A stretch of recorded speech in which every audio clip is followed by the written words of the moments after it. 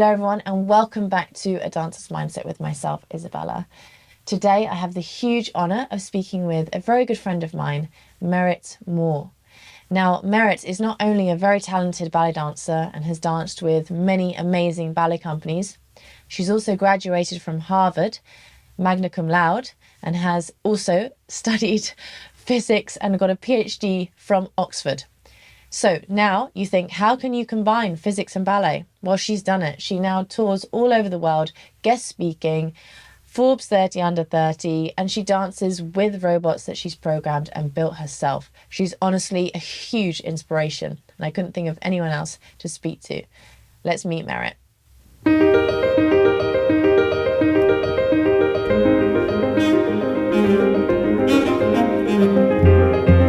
Hi, Merritt. I'm so Hi. happy to see you.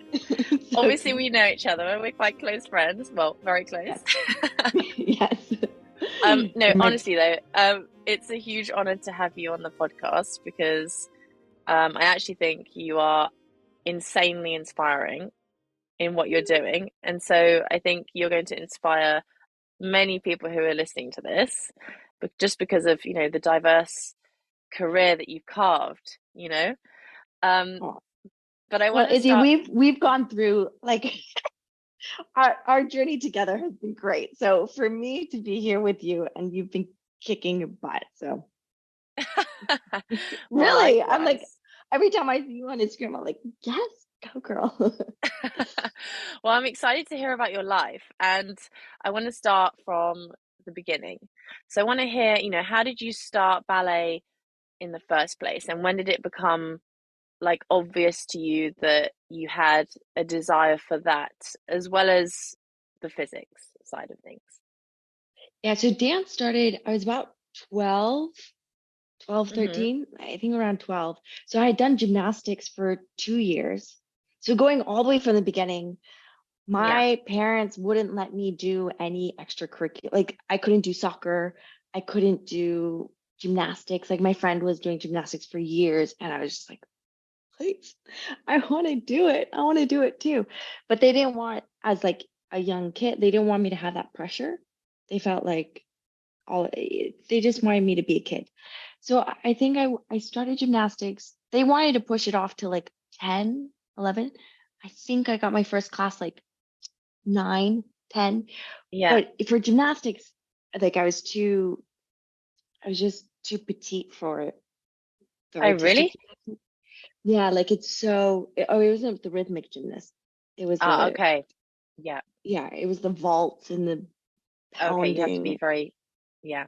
And I was in so much pain, but I loved it. It was like my first love ever. But I would wrap myself, like my wrists and my knees. I looked like a mummy. I was just like trying to do it. And in the end, I just had to quit, and I just had tears, kind of like, yeah, my mom was like, she saw me in her mirror driving, and I just had like tears coming down my face. I was just like devastated. And so then we were trying to find something else for me. I really wanted to do karate because my mother was a double black belt. And she That's then very was like, cool. it was, she was a very cool woman. She was like a petite Korean, like 5'2", always wore heels, very like, but I'd But bring could her for also show kick and your tell. butt. Yeah. I'd bring her in for show and tell when I was like kindergarten, and she'd hurl these like 6'4" guys. That was great. But I really wanted to do that. But because she had that expertise, she was critical of the teachers that were in LA. I think it's like, for instance, if we were gonna have, like uh, tell if we were gonna have kids or something, and we were gonna give them to a teacher, like it'd be Mm. hard for us to have them train with a teacher that we didn't really feel was right. So I think that's what my mom felt. And she said I was walking around like my grandfather. Sorry, this is the longest story ever. I have not given it details.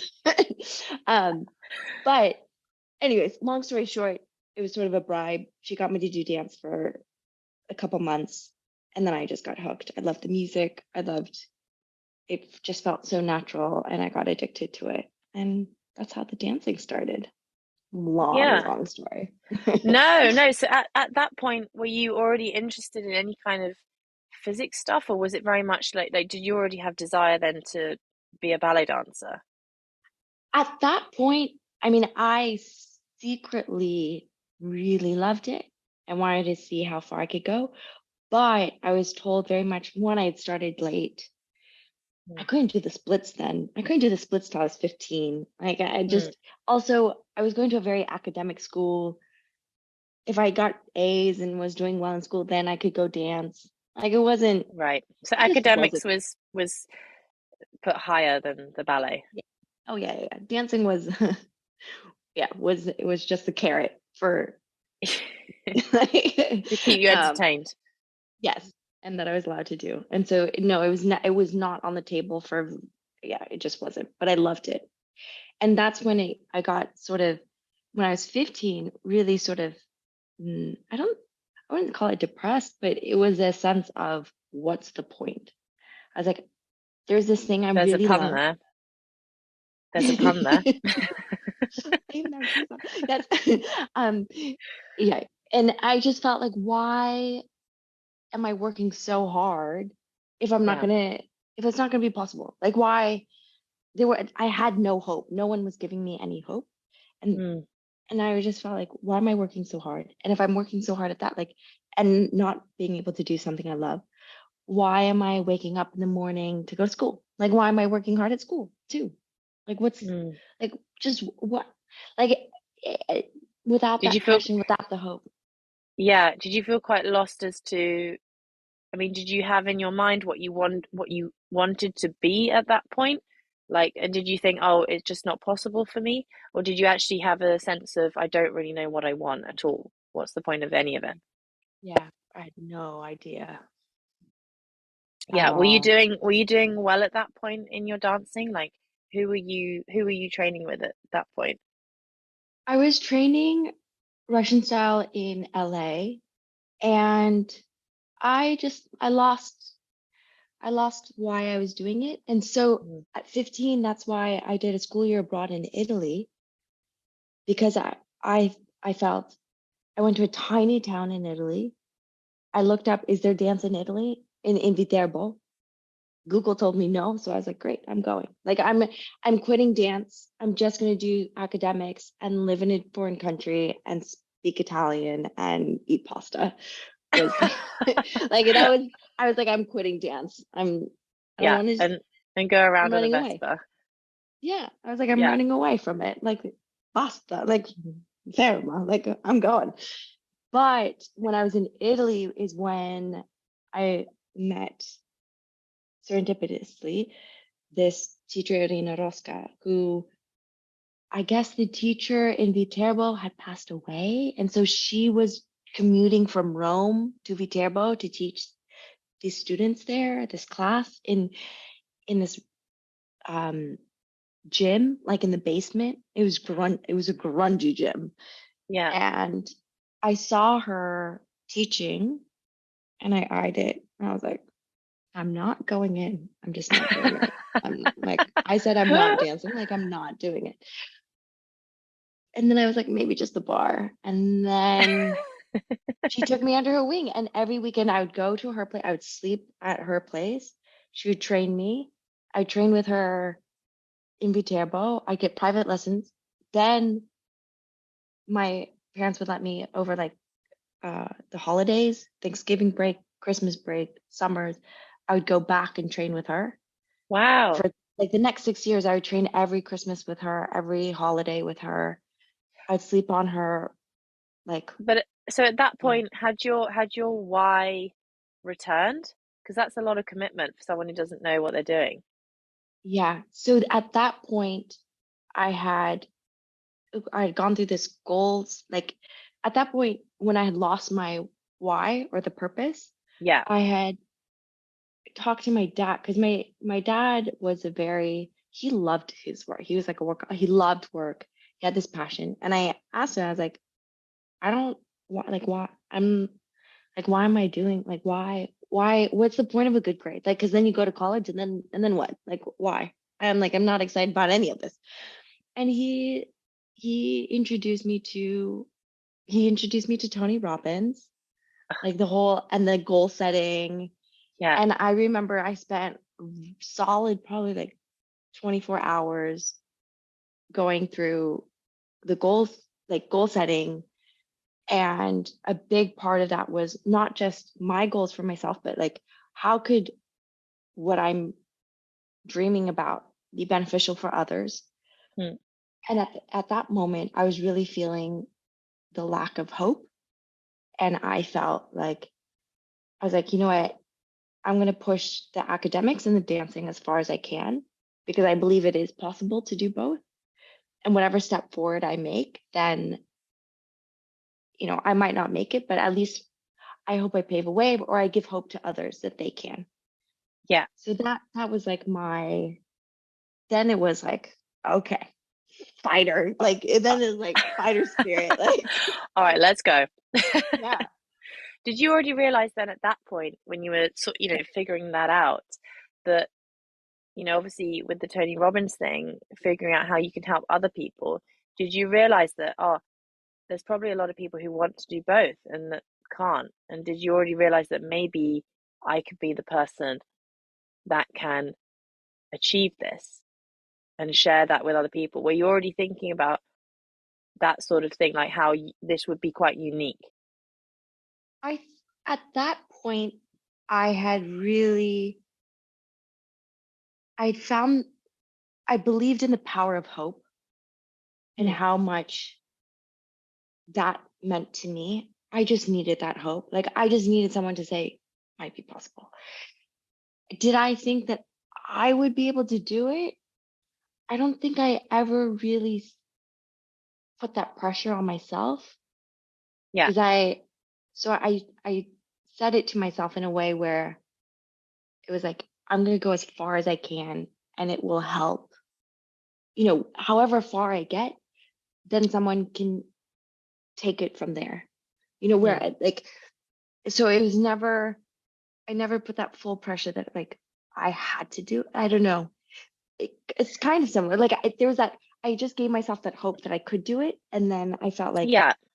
actions would speak louder than words. Like we could debate about it all we want with words, but unless Mm. someone actually physically does it, Yeah. it's it it's the Yeah. Yeah. experimental I don't. thing.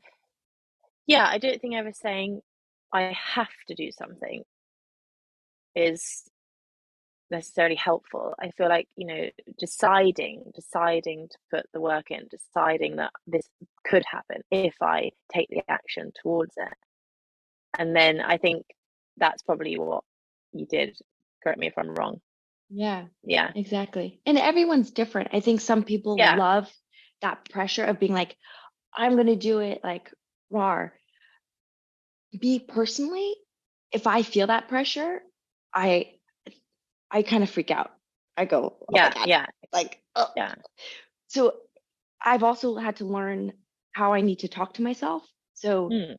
how I talk to myself is saying like, Mary, you go get like you can fail on your like fall on your face and fail and like, you might not make it, but any step forward will be helpful. And Yeah. that allows me all this freedom. Whereas if I start to feel that pressure, eh, Mm-hmm. I become Mm-hmm. small again. Yeah.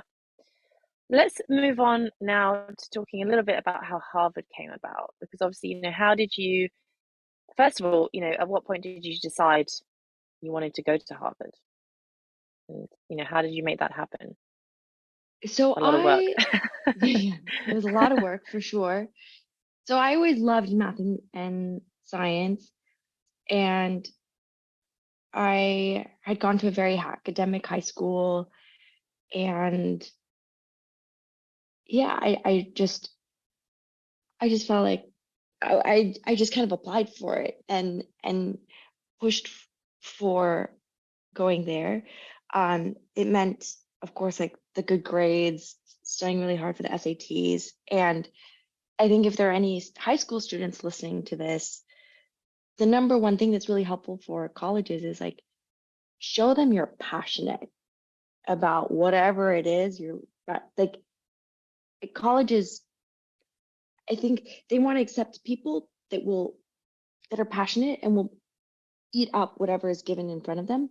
I don't care if like collecting butterflies is your passion, like, but if you're passionate about it, you like, you know, show that Yeah. you're crazy passionate because I, I can imagine like any job or business or college, it's like pulling people to like something or to do something. It's hard work. It's very hard work. So they want to bring in students that are already revved up and excited. Mm. So yeah, I decided to do that. And I it's also an interesting thing.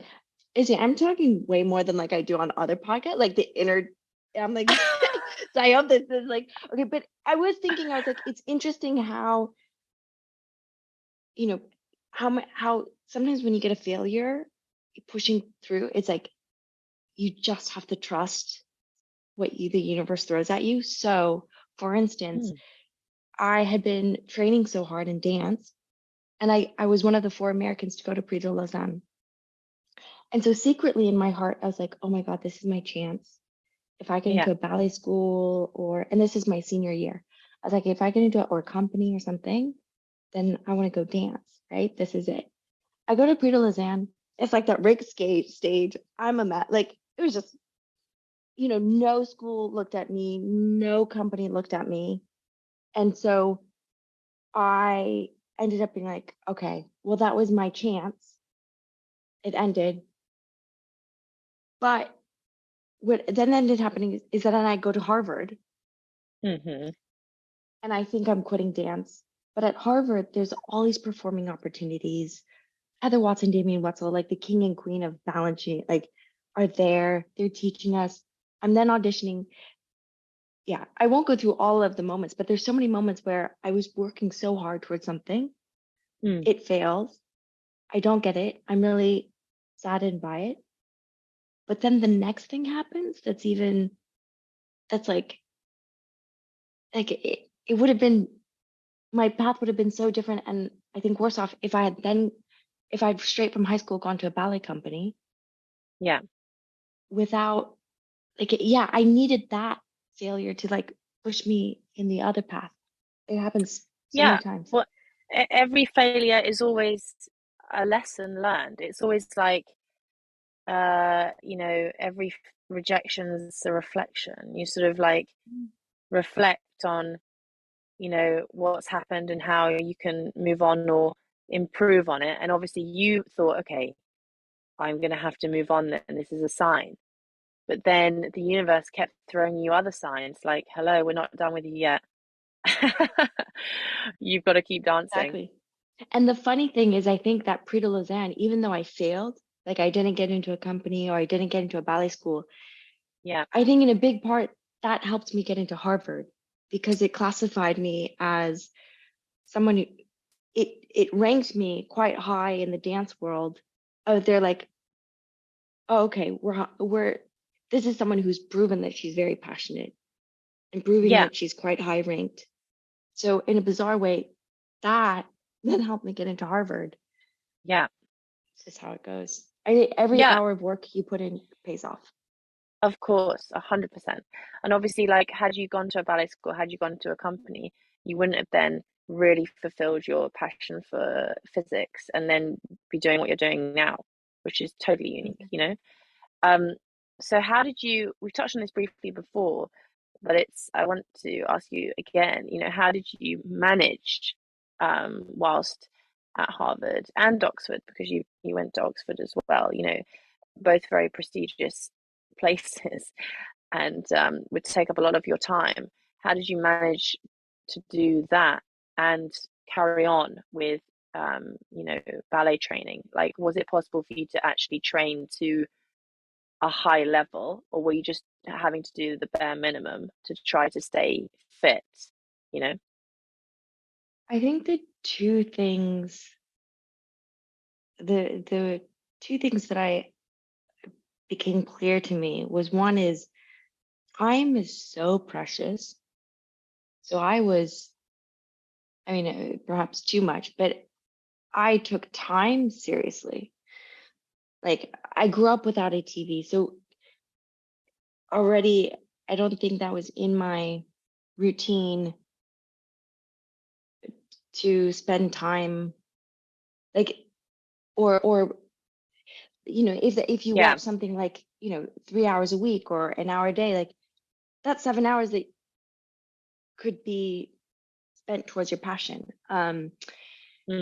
And not that I'm trying up, like, I think it's really good to relax, but it just it was like the time, understanding how precious time was, and not being careless with it. I think often we can be careless with our time. Like we go to a party, we're not having fun, but we end up spending 6 hours there, 7 hours there.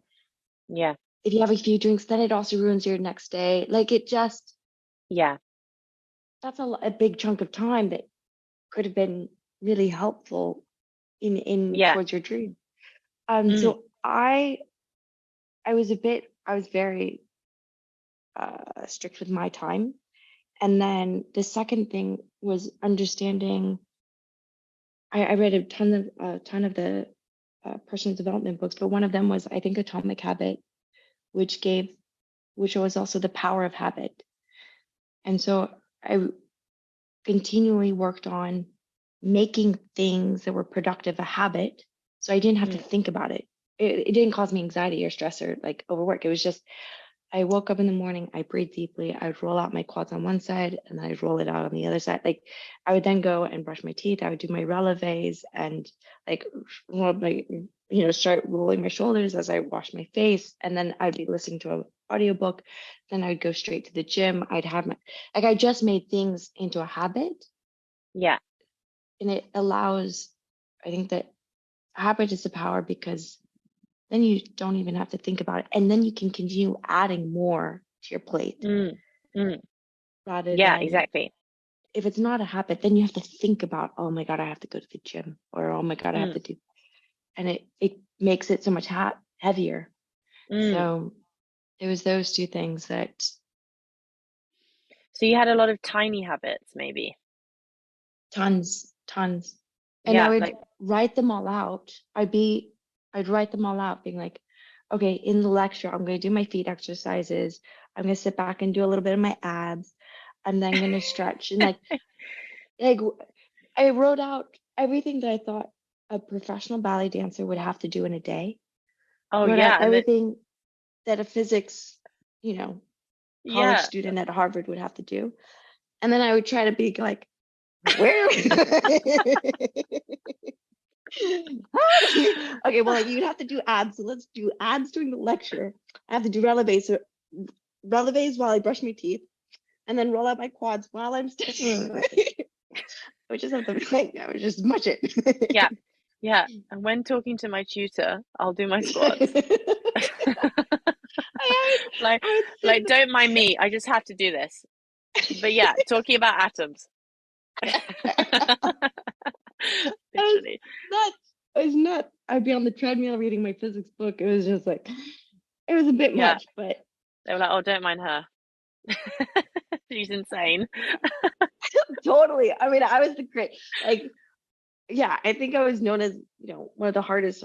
Harvard has a lot of hardworking students, but No, I I'm think sure you don't need to tell me. I'm sure you were up there.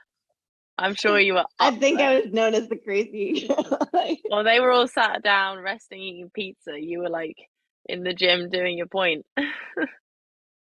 I'm sure you Yes. used every moment possible. You've told me before you would go at nighttime and train at night, right? For like Yeah. hours.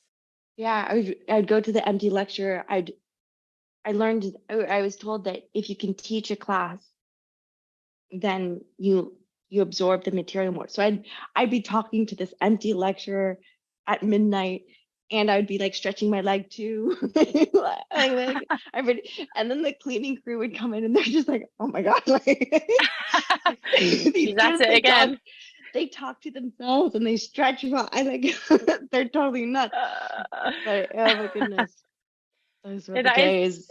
yeah, that's honestly, it's so inspiring though. And that, it just goes to show like if you literally map out a plan and are so strategic with your time and really realize what it is you want, like, I'm gonna try my best to make this possible for myself. Like, you can totally make it happen.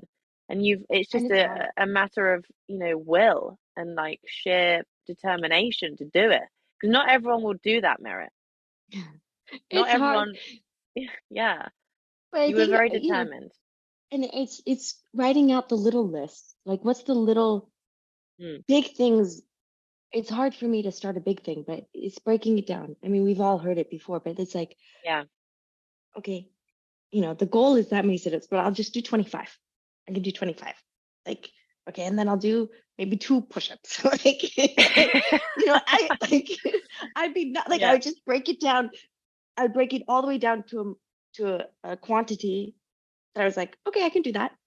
Like if yeah. it was anything more than that, I'm like, I don't want to do it. Then I'd be like, okay, we'll cut it in half and just Mm. get myself to do it. Um, Yeah, because and it's hard though. it all, accumulates over time, Yeah. And you you just know. need to get in the rhythm, just get it a habit, just Mm, push forward. And there are tons of doubts. That's the hard part, is pushing through the long periods where you're like, is it even going to pay off? yeah, Like, and it takes a lot of, for me, what helped me through those times was being like, okay, how, even if it doesn't work out, how do I feel like I benefited from this? Or, how do I get myself in a place where I'm going to pat myself on the back and be happy that I gave my all, even if it doesn't work out?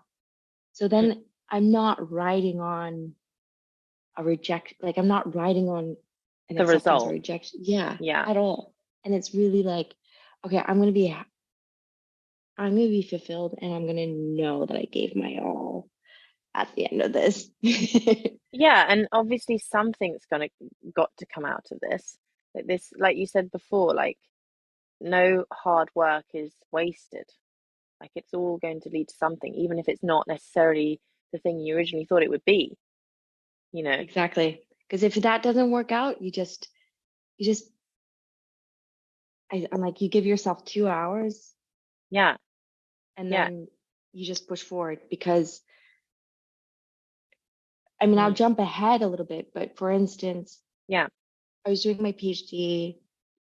There was this new like there was a American in Paris thing that like all the dancers in London were doing, oh yeah, I remember.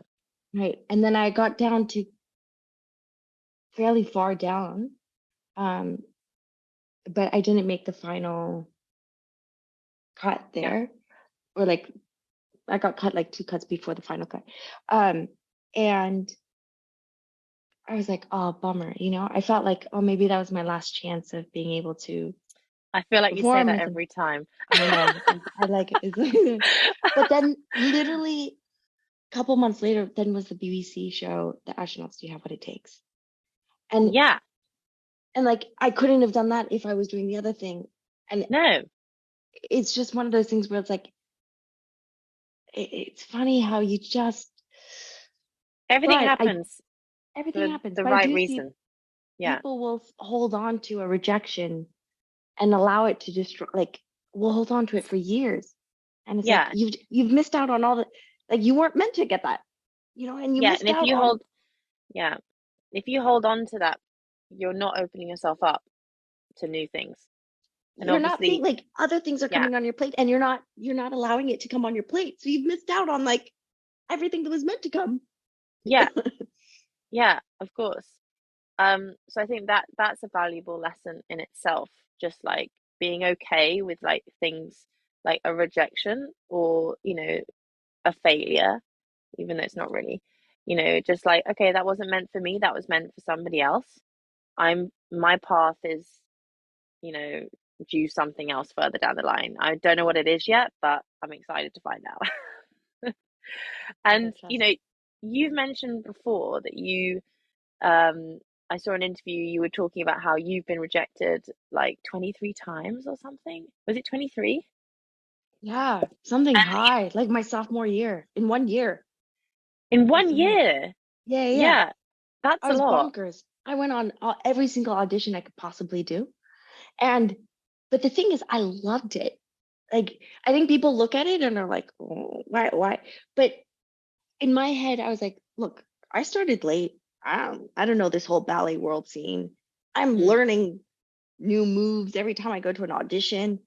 I work way harder because I feel like I'm a lazy bum in a normal class, but I work really hard at an audition. Like I sweat way more. So I was like, Yeah. I might as well. And I realized like I had to overcome, I would get these nerves and I would get nervous and I wouldn't perform as well. And I was like, I need to figure out what to do to overcome that. And so Yeah. each audition, I viewed it as like it jumped me forward in training. Hmm. And if I knew I had an audition coming up, I would work way harder for 2 weeks leading up to it.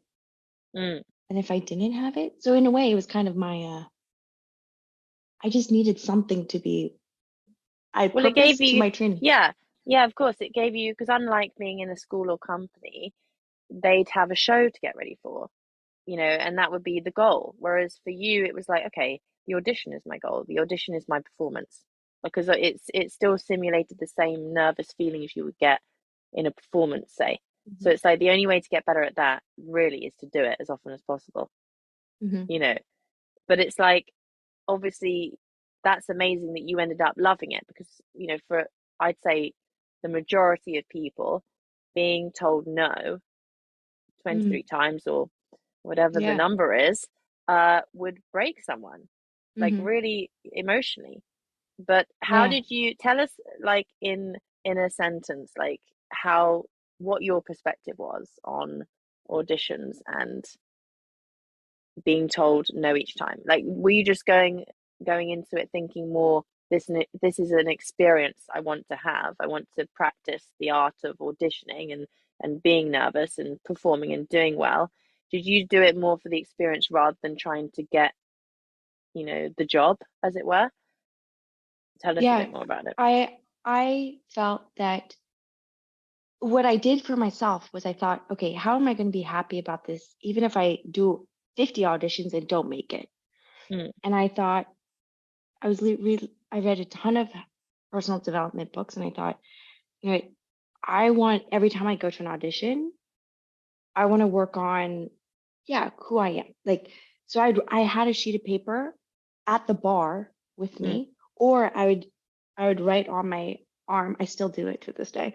Um, I write down what are the qualities I want to have. Like, be like, okay, authentic, genuine, courageous, confident, mature. I was 19, so I'd be like, yeah, imagine yourself, you're this 28 soloist principal, like how would you perform? Like, how would you act? It was like leader. Like, I would just write down honest, moral, compassionate, giving energy, generous. And I'd write these qualities down in invisibly ink on my arm. And I felt like I it was it would be hard for me to do that to myself on a every day. yeah. Like, I don't know, I wouldn't do that for myself day to day. I'm not gonna walk out like ideally I would, but somehow I need something that has a high stake or pressure like that for Mm, me to engage that way. So I just felt like it was an opportunity for me to work on myself in a way that I wouldn't in like every day. yeah. And I felt like, and I could feel the change. I could feel it becoming more. I would then be like, okay, when I go and grab my coffee from Starbucks, if I want to be this way at the audition, then I need to be this way, and I need to be like when I grab my coffee so that it becomes habit. Yeah. And that then I became addicted to it because I was like, what? Like, this is so cool because I become really lazy when I don't have this. But I loved it. And so, sometimes it wouldn't work and sometimes I would. And just Yeah. that learning process, I just felt like even at the end of 50 auditions, if I don't make it, I really feel like I've grown so much Mm. more than if I didn't do those auditions. And that's what got me pumped up and excited because I could feel myself becoming a better version of myself each and every time. Yeah. Oh, that's amazing because I think like a lot of successful people I have seen, who have, you know, been in ballet school, and they they go on to be very successful ballerinas. You can see that even when they're like 15 years old, they are thinking and acting as if I am that I am that principal dancer one day. Like I'm just on the journey towards that. Like I know I'm not that now, and it's obvious there's so much to work on, but I'm just on my way to that. That's inevitable. Like it's coming Yeah. towards me. It's not like, oh God, I'm not good enough. Oh, I'm not going to make it. It's like, no, it's on its way. Like I'm just working towards it. But you can see that sort of inner confidence of I'm putting the work in, trying my Mhm. absolute best every day, and acting that way. Literally, you're putting out such good energy towards that goal. Like there's no kind of like, you know, walls in your way of like, no, of course you're not going to make it. Who are you kidding? You know, Yeah. and it's like it makes a huge difference. And you just see the ones who think that way, and then the ones who sadly really, really struggle, and Yeah. shifting your mindset. And like you did for your auditions, like you actively shifted it every time an audition came up, and you felt so Yeah. great. It Yeah. makes a huge difference, And doesn't it? I think it was also my coach from Italy, Irina, Yeah. who, because I would be like, I'll just turn it on when I'm in class. Because I was kind of living with her, she was like, no. She's like, you're on the bus. If you want to be a principal dancer on the stage, you're a principal dancer in the studio, and you walk, and you're on the bus, and she's like, it doesn't turn on, because Yeah. under stress and pressure, you revert to what's habit. She's like, no, so you Yeah, make that exactly. habit. It was Mm. just I could still work on that. No, it's so cool though. It's so right though. Um, so let's talk about, so you graduated from Oxford later, right? And then was there a moment, because now you've done a lot, you've danced with, by this point, quite a few fantastic companies, Norwegian, Zurich, Boston Ballet, um, and then you've come away from Harvard and Oxford with these amazing accolades. And was there a moment where you were like, okay, now what? Like, what am I doing now? Like I have all these, I've done these amazing things. How do I utilize that? So Yeah, that was tell us a bit about that. Like, yeah, after the PhD, that was hard because I always kind of had a path forward. Like I knew what to do. It was like you finish freshman year, then you do sophomore year. And maybe I would veer and do a ballet company for a year and then I'd come back, but then there's junior year and then maybe I would do a company and I come back. There was like a track and path. yeah, And then the world opens up and it's like, oh, well, you've got like a million paths, potential paths, and it's like very daunting. Um, and I lost that North Star for a while. I kept thinking about it. I was like, what is my North Star? mm. What do you mean Um, by that? as in, I previously, my North Star was proving that you could do professional ballet company and academics. Mm. But then once I'd done it, it was like, You okay, like now it's my North Star. Um, mm. and so I was dancing after my PhD because I felt like, I only had a few years left. That's what I felt. Um, and I had chosen to do my PhD at a time in which society and the world says it's your ideal time to be dancing. So I was focusing on that, and then the pandemic hit, and I really was like intentional about my questions. I always think it's super powerful if you ask questions searching for a solution. So the question I kept asking myself was like, okay, with every challenge, there's an opportunity. We're in this pandemic. Like, what's the opportunity? And that's when I kind of fell into that. I was like, well, can't dance with humans. That sucks. But robots don't get COVID, so maybe that's my art. Like that's my opportunity. Like maybe I start exploring that. That's And amazing that that's how you found that. Like I can't dance with humans. I guess I'm gonna have to build a robot. Get oh my God, damn. So Okay, that that's was it. yeah. Okay, so Yeah. tell us now how the robots thing, because you're dancing with robots now, and I want to I hear know it. how this happened. So yeah. So then I spent a couple months persuading a robot company to lend me a robot. I was really like, you guys, I promise it's gonna be like this needs to happen. And they're like, we try to Is sell that robots. Universal Robots? Yeah. So huge shout out to Universal Robots. I love them. So, but at first it took a little persuading because they're like, we tried to sell robots. The market for making our manufacturing robots dance is like zero. Like no one's gonna buy it. Like no one's buying it.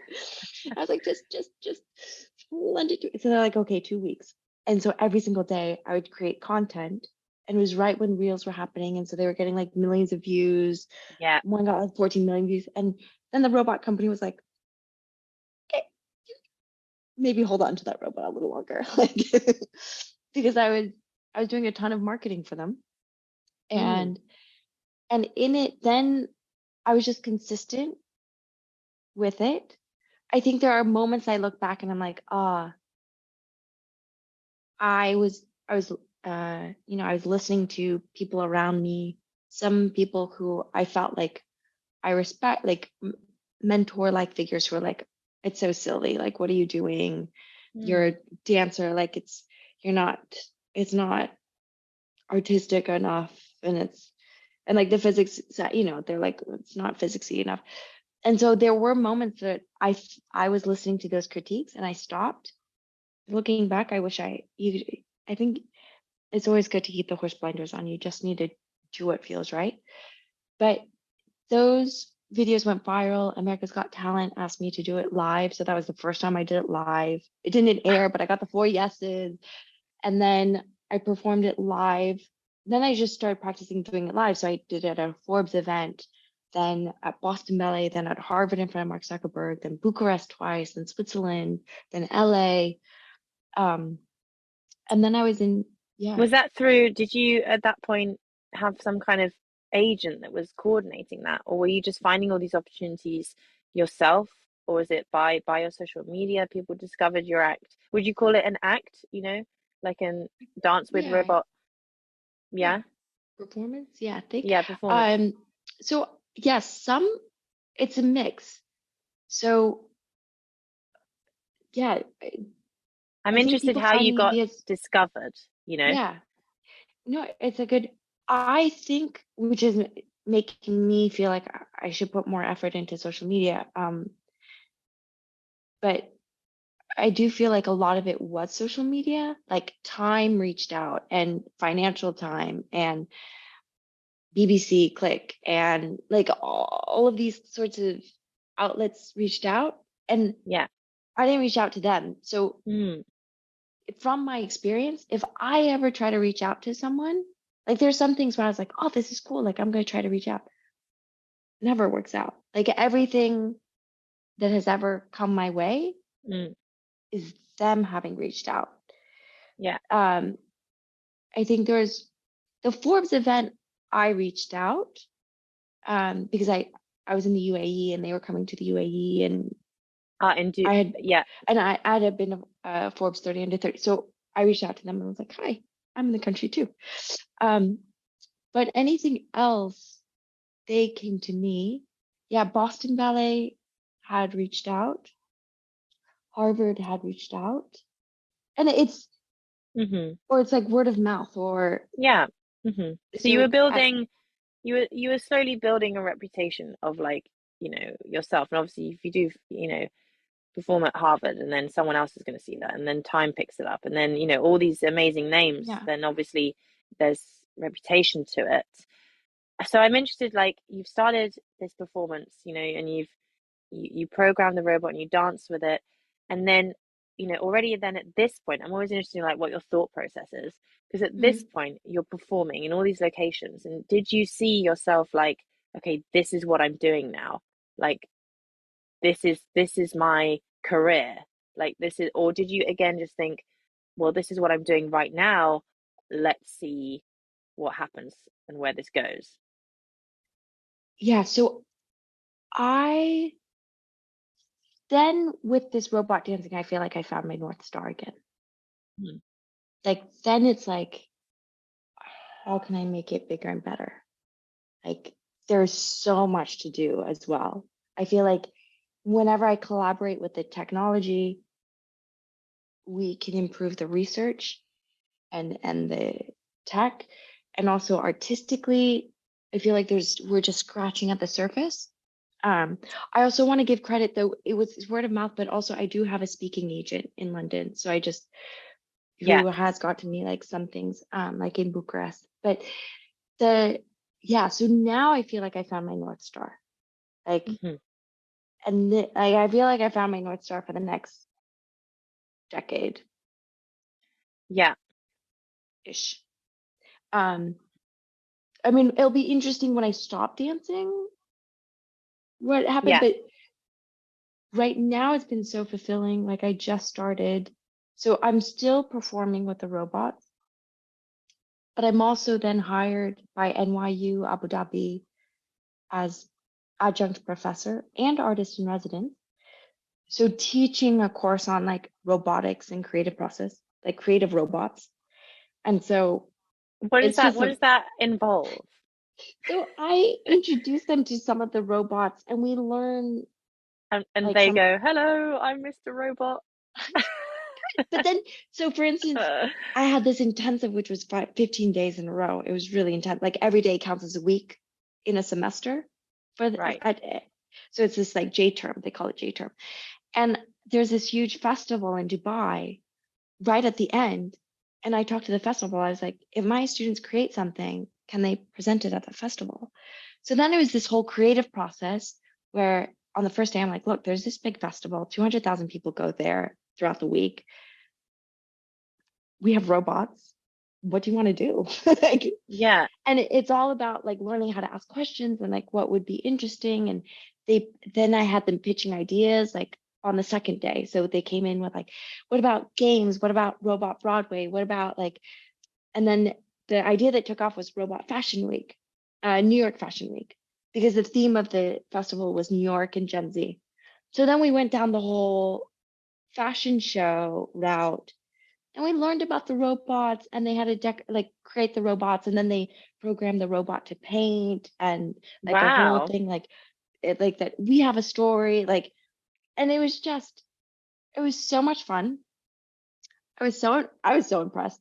It was a lot in 15 days. Like I was just like, oh my God. And now I've got uh nearly 40 students Mm. for two classes for the next semester.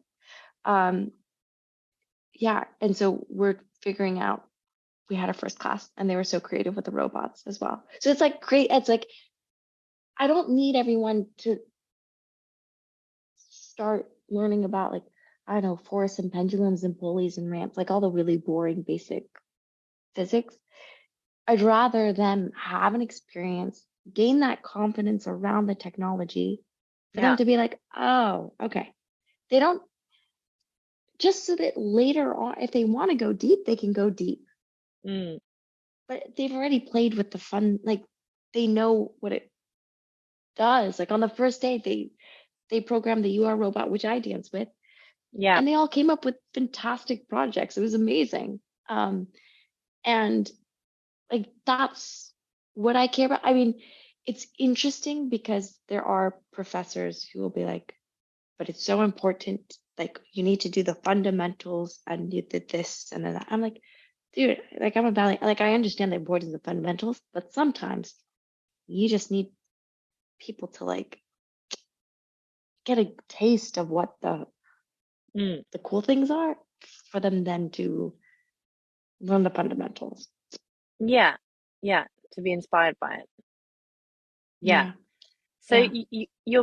you're based in Abu Dhabi now. Well, Izzy, this is the news that I haven't told anyone yet. And but as of yesterday, so flight is booked though for Sunday to Boston. Oh. Well, this won't be shared until it's out. Like this will be a while, so you can share now. It'll Yeah, be out. yeah. So then I start on Monday with Boston Ballet As a as for a their as a company member. to perform with their Don Q and Sleeping Beauty until June. So I'm gonna be a mad woman flying back and forth. Wait. So you're gonna be so you've got a contract with Boston Ballet that's like what is it like a 6 month um uh however many March, months? April, May, June. It's like four and a Yeah, half, I think. 4.5 month contract. Okay, and so how long's the flight from Abu Dhabi to? Like So 14 hours. you're gonna be doing that every week. No, no, no. Not every week. I had a moment then, because obviously, what's Yeah. going to happen with your students? Yeah. So actually, well, the fun thing is that already scheduled, like some of the sessions were scheduled online because what we do is we learn how to, there are these programs, they're called software programs called Rhino and Grasshopper. And then we learn how to program a massive robot that's in Germany. So that can be done remotely. And then it works out because my spring break here at NYU is when the performances are at Boston Ballet. And then there's a period where I'm off from Boston Ballet. I'm off for like 2 to 3 weeks. So then I'm back at NYU, Abu Dhabi. That's so exciting. And then I'm just interested, how do you even get these opportunities, like in Boston Ballet? Like, do you have a nice friendship with anyone there that's helped you get this opportunity? And also, um, I'm interested, why you still have the desire to go back and go into that company when potentially what you're doing now is very fulfilling in itself, like the robots with that you're dancing with and the Yeah. NYU stuff. Like what gives you that desire to be part of a different company production still? So the first part in terms of, so Yeah. I have been showing my face to Boston Ballet since for nearly like 15 years now. Wow. Because, yeah, so I auditioned there, I think like my freshman year. I think it was like my first audition ever. And I got down fairly far, but I wasn't accepted. I was also going to Harvard. Mm. But then, I think it's like if someone, if you get a rejection, you go back. And so I think I went back. I might have gotten another rejection. And then I had the opportunity to take class with them over the summer while I was working in the lab at Harvard. And I got invited to then be with them from like August till December. So Labai Dare and Nutcracker. And I got to do that. And then um like I think yeah, I would show my face once in a while. And I would go and audition and sometimes not make it. And yeah, there are a number of times where I auditioned and also didn't make it. And then um or I'd possibly like reach out and I'd be told they'll keep me in mind, but then it Mm-hmm. doesn't happen. And then with the robot thing, I just did it for them because they were doing a whole technology event.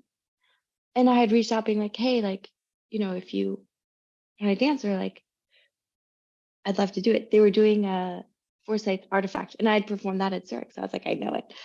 And that didn't work out. And the director was like, well, perhaps, Nutcracker. And I was like, cool. And Nutcracker came and passed and I didn't hear anything. And then I got a phone call being like, hey, like I've kept you in mind. How about Donkey and Sleeping Beauty? So I think it's and I was just like, yeah, of course. I think it's one of those things where like I sometimes see people who will get a rejection and will get Mm. really upset about it and like not want to go back or blame the director or get angry at them or like Yeah. just create a bad vibe about it. And I think everything has a time and a place. So there's no I don't know. Like sometimes they have a spot and sometimes they don't, and sometimes someone's better than you, and sometimes but like there's nothing to be ashamed of. I think Yeah, if you I put mean, yourself out there, when you were told no, were you told, oh, this isn't, did you ever ask a reason why? Because often I think why people get very upset sometimes is when they ask why and then they get uh, they get an opinion about them, like, oh, yeah.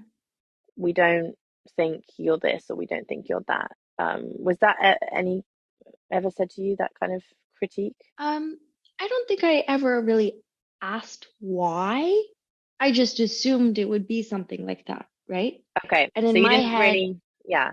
yeah, in my head, it's like it's up to me to be so incredible Mm, that it's a no-brainer. Like in my head, that's like the idea. Not that I am that incredible, but like in my head, I always felt like if I'm if I work if I focus to be so incredibly exceptional, mm, like really amazing, the fact that I have brown hair or blonde hair, like this, it won't even, yeah. it'll make be less of a factor. I guess Um, you'd want to focus more on like just feeling like you're the best you possibly can be. That yeah, if they said no to you, it's like, well, I know I'm in the best shape I can be in. I know I'm yeah, doing my absolute best. So and it yeah, means I need to be better. It yeah, means if it wasn't a hands down, like we need her, mm, there's stuff I can improve on, right?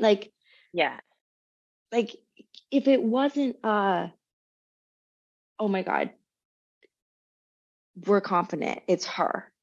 If there's like then it means I gave like, it yeah, means it's on me, not them, yeah. in a Hmm. way. Like, No, no, you're right. You're right. and there's some Yeah, directors that will just never like, it's artistic, right? So some people like white chocolate, some people like dark chocolate, and yeah, like ideally, if you're white chocolate, go to the director that likes white chocolate, or yeah, yeah. Well, I think that's, just a very good way of looking at it and a very rational way of looking at it. And I like think, sweet and salty, it's like, yeah, I think being very rational about the situation is really key. Like hmm, not taking it so personally. Like it's not personal, it's just okay. And like you say, like assess the situation. Why don't I think I got that? Oh, okay, it's probably because I need to improve on something. Like, remove your ego from it, you know. hmm. And I think always also at auditions, it helped me to be compassionate for, or like sympathize with the directors or the ballet like teachers being like they have a really hard job, right? Like they're Mm, having to navigate 50 different personalities, mm, and like they have this one spot, they have one mm, hour to look at people and choose, hmm. like it's a, Yeah, it's they have hard. tons of dancers lined up at their doors. Mm, So, and I do think that it helps too with any job that you do, no matter, like, do it well, be consistent, be professional, show up, stay extra time.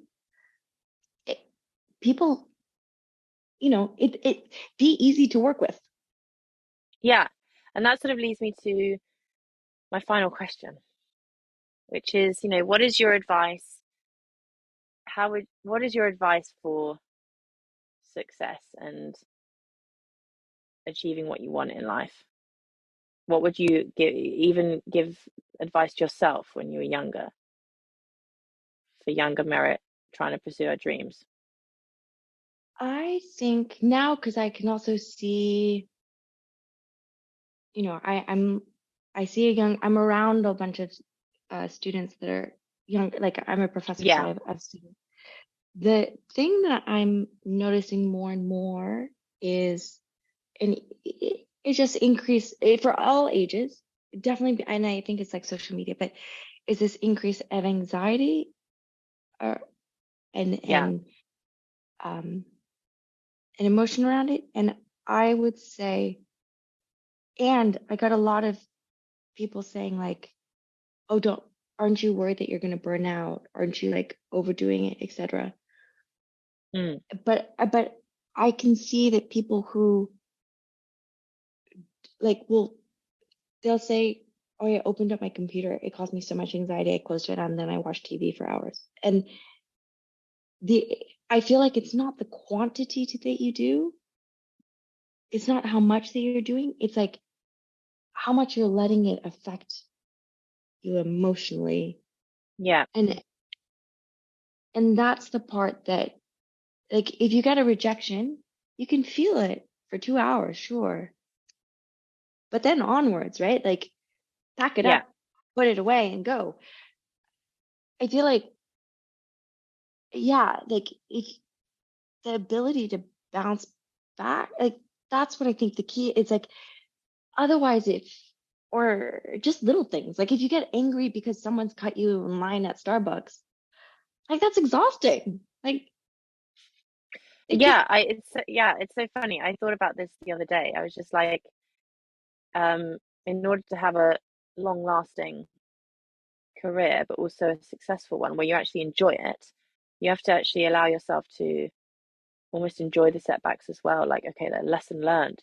What have I learned from that? Move on next. Like that, enjoy that whole progression and Or whole, be able to laugh about it. You like yeah, you got to like it's I think that's I would say that's the key to success, because otherwise you're too exhausted and you can't get out of bed. Like yeah, if everything is, yeah. is And you feel like if you're not perfect, then there's no point doing it at all. Like some people, don't even show up to class because they're afraid of not being perfect, you know. And it's like you do have to ask yourself, how is that actually helping me get closer to where I want to be? And I think, you know, you're an amazing testament to that because I know I know you very well and I know you're like, Izzy, I'm running here and I've missed my plane, but I'm getting on now. And it's like you are just like hustling all around the world, slightly late, and then but managing to just like enjoy it and be like, I made it and enjoy the whole ride and then be like, I ran into this person, I literally bumped into him and he offered me a job. And you're like a huge testament to like whatever life throws at you, enjoy it and learn what you can from it, even if it's seemingly like, oh gosh, a setback. um yeah, would you agree? yeah, you got like, I mean, the number of fires and chaos and stuff that happens, just that happens in life. Like, yeah, because I was dealing with a move and like personal stuff and just, Hmm. but I think it's like you got, yeah, it's the same stuff that I think people repeat, which is like finding the gratitude in the little things. I'm like, oh, Yeah, I'm giving and you've myself a had flower. yeah, but also throughout all that, going back to what you said in the beginning, you've retained a lot of hope throughout all of this. Like even through adversity and through difficult times, you've always thought, you've always held on to like hope, like, I'm grateful I'm here, I'm grateful I'm in the Middle East, like, I'm hopeful something will come out of this. And then, you got this job, and then, now Boston's happening. Like you've always held on to that really positive, like mindset and positive, hopeful heart, which I think has led you just from one opportunity to another, like, and crazy opportunities, like, and it's like, you've achieved so much and you're incredibly inspiring. So, I really hope everyone who's listens to this feels, incredibly motivated and inspired because, you know, you are literally one in a million.